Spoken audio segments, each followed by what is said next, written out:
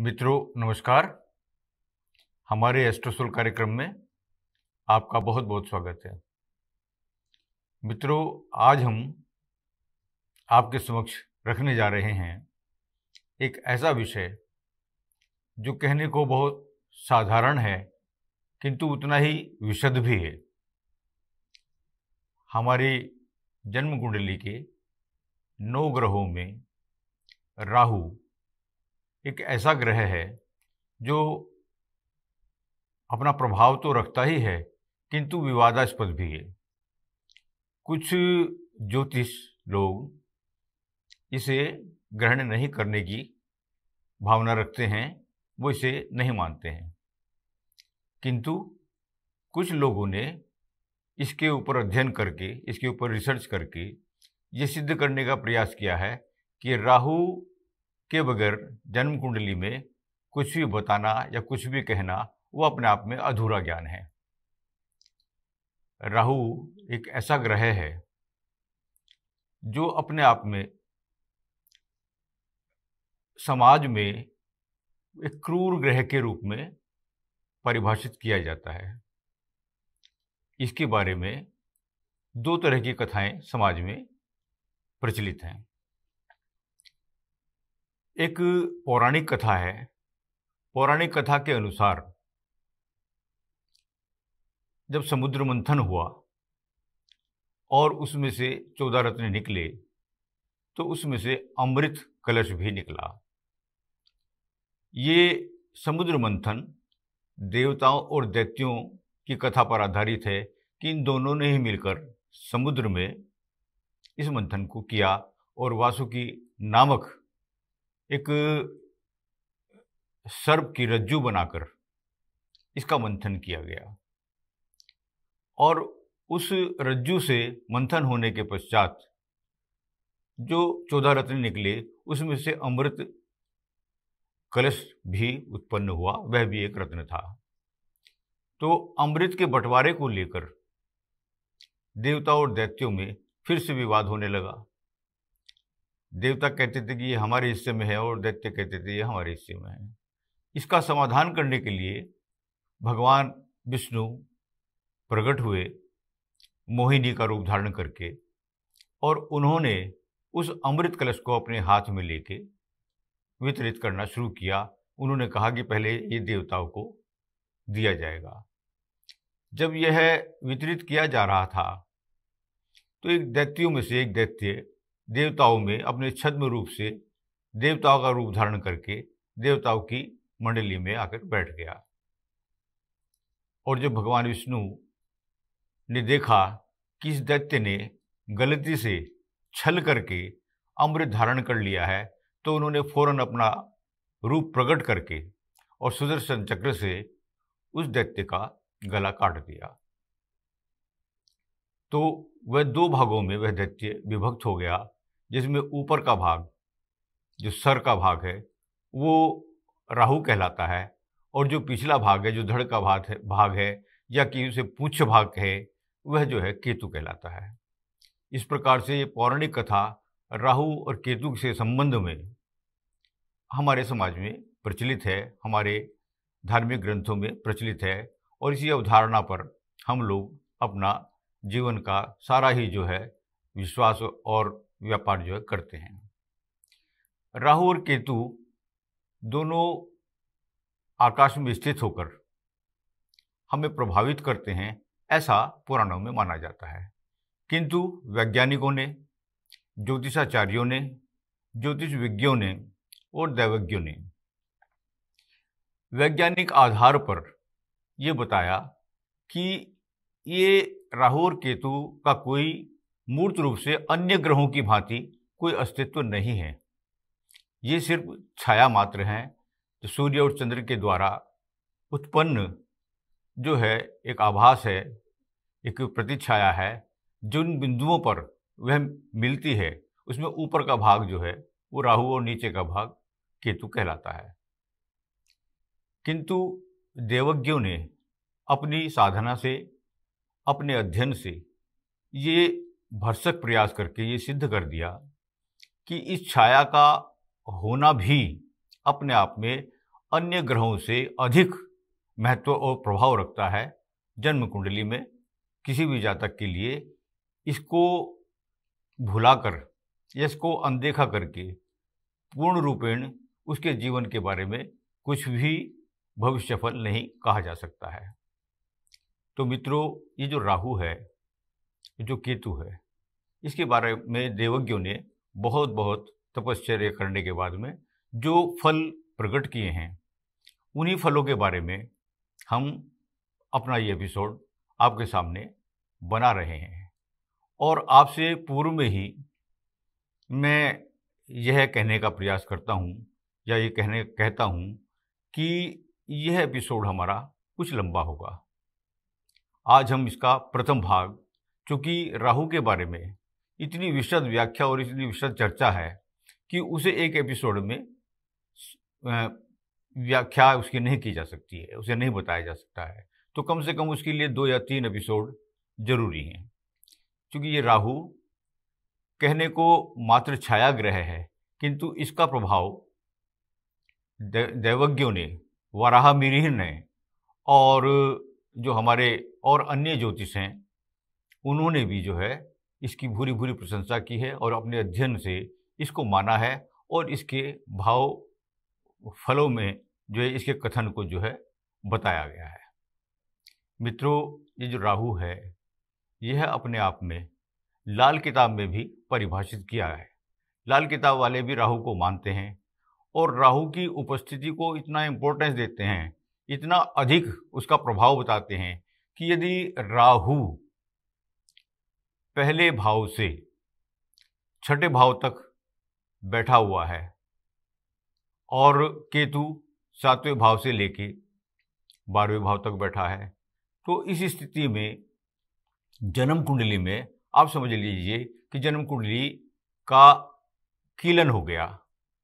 जन्म कुंडली में जो है, जो शनि है या जो अन्य ग्रह हैं, वो अपने प्रभाव नहीं दे पाएंगे जब तक कि इसका समाधान नहीं कर लिया जाएगा या इसका उपाय नहीं किया जाएगा। इस स्थिति में राहु बैठने पर जन्म कुंडली के सारे योगों का और सारे जो है महायोगों का या कि जितने भी शुभकारी योग जन्म कुंडली में होते हैं, वो सब जो है निष्प्रभावी हो जाते हैं। इसका उपचार करने के पश्चात ही जो है देवज्ञ जो है बताते हैं कि फिर उनको उपाय के बगैर जो है जन्म कुंडली में जातक को सुख नहीं पहुंचाया जा सकता है। यह मैंने भी अपने अनुभव से देखा है कि यदि जन्म कुंडली में चौथे और 10वें घर में राहु और केतु विराजमान हैं, चौथे घर में राहु है और 10वें घर में केतु है, तो जातक पर कोई बहुत पॉजिटिव या बहुत अच्छा प्रभाव नहीं होता है। ऐसे जातक को जीवन में सामान्यता सुख सुविधाओं के लिए, जीवन यापन के लिए कई बार अपने आप में तपश्चर्या करनी पड़ती है, संघर्ष करना पड़ता है। किंतु यदि यही योग विपरीत पड़ जाए, चौथे घर में केतु हो, 10वें घर में राहु हो, तो यह योग आमतौर पर सरकारी नौकरी के लिए, व्यवसाय के लिए, आईएएस जैसे अफसर के लिए आमतौर पर ये योग जो है पाया जाता है उनकी जन्म कुंडलियों में। तो मित्रों, ये राहु केतु के संदर्भ में राहु के बारे में एक बार और यह बताया है कि तीसरे, छठे और 11वें घर में यदि राहु बैठा है तो उसके प्रभाव अच्छे होंगे, सफल होंगे। और इसके अलावा यदि राहु कहीं और बैठते हैं तो उनके प्रभाव खराब होते हैं, अच्छे नहीं माने जाते हैं। राहु को विष कहा गया है, राहु को सर्प कहा गया है, राहु को चांडाल कहा गया है, राहु को न जाने कितने असंख्य नेगेटिव नामों से प्रचारित किया गया है, बताया गया है और उसकी भूमिका को इस प्रकार से प्रकट किया गया है कि यदि राहु जन्म कुंडली में है तो जैसे कोई इतना बड़ा अपराध है या इतना बड़ा भय है कि उसके होने से जातक कुछ जीवन में कर ही नहीं पाएगा। किंतु मित्रों, यह एक मिथक है। अन्य ग्रहों की भांति यह भी एक ग्रह है और यह छाया ग्रह है। इसके प्रभाव निश्चित तौर पे खराब हैं, किंतु कुछ स्थान विशेष के कारण, अच्छे भावों के कारण, कुछ भावों में या कुछ राशियों में यह ग्रह बैठने पर बहुत सारे दुर्योगों को समाप्त करके बड़े सफल योगों की उत्पत्ति करता है या सफल योगों का निर्माण करता है, जिनके आधार पर बहुत से लोग अपने जीवन को आगे बढ़ाने में सफल रहे हैं। यह भी इसके बारे में जानना चाहिए कि राहु अपनी साइकिल, जन्म कुंडली की जो पूरी साइकिल है वो 18 साल में पूरी करता है। एक राशि में यह 18 महीने रहता है, किंतु उसी राशि में पहुंचने के लिए 12 भावों को पार करते हुए यह जब उसी घर से पास होता है या गुजरता है, उसी भाव से जाता है जहाँ पर ये मूल रूप से बैठा हुआ है, तो निश्चित तौर पर जातक के भाग्य में शुभत्व का निर्माण करता है और उसे बुलंदियों की तरफ पहुँचाता है, बशर्ते कि ये जन्म कुंडली में अच्छे भाव में या अच्छी राशि में, मित्र की राशि में या शुभ स्थिति में बैठा हुआ हो। निश्चित तौर पे उसके शुभ परिणाम होंगे। अन्य ग्रह जहाँ अपनी सीधी गति से चलते हैं, ये राहु और केतु हमेशा ही वक्र गति से चलते हैं। इनकी गति जन्म कुंडली में विपरीत गति से होती है। जहाँ बैठते हैं वहाँ से 5वें, 7वें और 9वें भावों को देखते हैं, और इसी प्रकार से केतु भी वही करता है जो राहु करते हैं। किंतु दोनों की गति में, दोनों के स्वभाव में, दोनों के व्यवहार में एक बेसिक फर्क है। राहु को जहाँ शनिवत बताया गया है और वहीं केतु को मंगलवत कहा गया है। राहु शनिवत और केतु कुजवत, ऐसा आचार्यों ने बताया है। राहु अपने आप में मिथुन राशि में या वृष राशि में उच्च का माना जाता है। कुछ लोग केतु को वृश्चिक में और धनु में उच्च का मानते हैं। राहु की जहाँ मित्रता अपने दैत्य ग्रहों की राशियों में बैठने से शुभ परिणाम करने की है, वहीं केतु की जो मित्रता है या उसका जो शुभत्व है या उसकी जो स्थिति है वो शुभ ग्रहों की या कि दैवी ग्रहों की कहना अधिक उपयुक्त होगा, उनकी राशियों में बैठने से वह अच्छे फल प्रकट करता है। तो मित्रों, राहु जहाँ संघर्ष का कारक है, जहाँ अधोगामी स्थितियों और परिणामों को प्रकट करने का कारक है, वहीं केतु को ध्वज भी कहा गया है। वहीं केतु अपनी दशा महादशा में जातक को बुलंदियों पर पहुंचाता है, उसे लाभ कराता है, उसको आस्तिकता बढ़ाता है, उसको धार्मिक बनाता है, उसको सारे पॉजिटिव प्रभाव उसके जीवन में प्रकट करने की कोशिश करता है। तो मित्रों, ये एक सामान्य परिचय है जिसे मैंने लाल किताब वालों के हिसाब से भी और हमारे जो ज्योतिष है उसके जो वैदिक ज्योतिष है उसके आधार पर भी एक सामान्य चर्चा आपके सामने रखी है। आज का ये हमारा प्रथम एपिसोड है, किंतु अभी दूसरे एपिसोड में राहु के बारे में बताना ये अभी शेष रह गया है कि राहु के द्वारा बनने वाले जो योग हैं या जो दुर्योग हैं उन्हें क्या, किन नामों से पुकारा जाता है, उनके क्या प्रभाव होते हैं, भिन्न भिन्न भावों में बैठकर राहु क्या करता है, भिन्न भिन्न राशियों में बैठकर राहु क्या करता है, और काल सर्प दोष या काल सर्प योग के नाम से जो राहु और केतु के द्वारा जो योग बनते हैं वो जन्म कुंडली में जातक को कैसे प्रभावित करते हैं।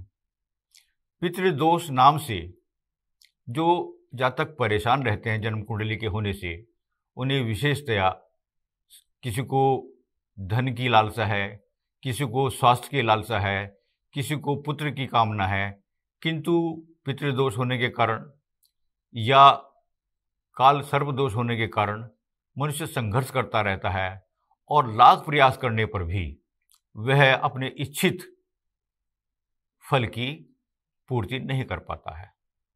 मित्रों, इसको बताने के लिए अभी हमें दूसरे एपिसोड का इंतजार करना पड़ेगा। हम दूसरे एपिसोड में इस राहु के बारे में कौन कौन से ग्रहों के साथ में बैठने पर, यथा गुरु के साथ बैठने पर गुरु चांडाल दोष कहलाता है।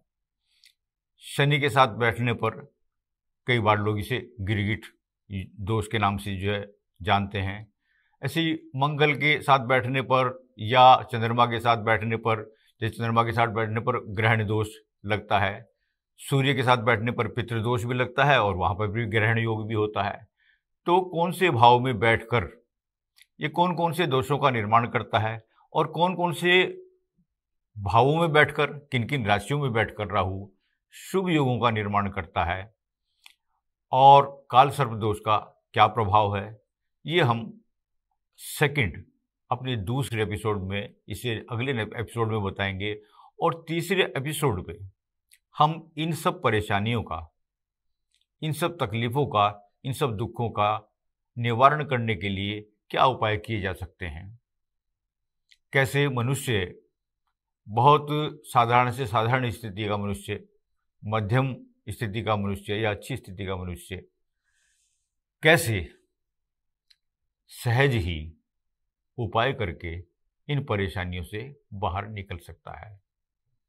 तो मैं समझता हूँ आपको इंतज़ार रहेगा हमारे दूसरे और तीसरे एपिसोड का। आज के लिए इतना ही पर्याप्त है मित्रों।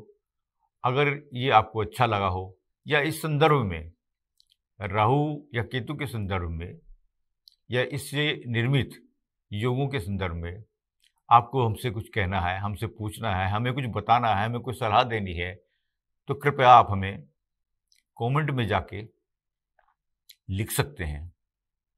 और हमारा फ़ोन नंबर भी दिया गया है, इस फ़ोन पे भी संपर्क हमें करके अपनी बात कह सकते हैं। हम निश्चित तौर पर प्रयास करेंगे आपकी समस्या को ध्यान से सुनकर उसका निराकरण करने का।